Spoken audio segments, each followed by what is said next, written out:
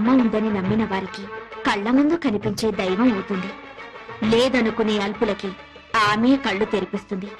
నైవేద్యాన్ని ఆ అమ్మనే పిలిచి తినిపించాడు ఓ చిన్న పూజారి. ఓం శ్రీ కనకదుర్గా దేవి దత్తాత్రేయ, నేను ట్రస్టీ గారితో మాట్లాడొస్తాను. త్వరగా నైవేద్యం పెట్టేసి మేయర్ గారింటికి ప్రసాదం పట్టుకెళ్ళాలి. నేను వేద పాఠశాలకు వెళ్ళాలి, తొందరగా రండి. అవన్నీ తర్వాత, అమ్మవారికి నైవేద్యం పెట్టాకే వెళ్ళు. నేను ట్రస్టీ గారితో ప్లేట్ల కలెక్షన్ గురించి మాట్లాడి వెంటనే వచ్చేస్తాను. ఎక్కువ మంత్రాలు చదవకుండా త్వరగా కానీ పులిహోర పైన జీడిపప్పు కదలకుండా నైవేద్యం పెట్టు. తినమ్మా తిను. నేను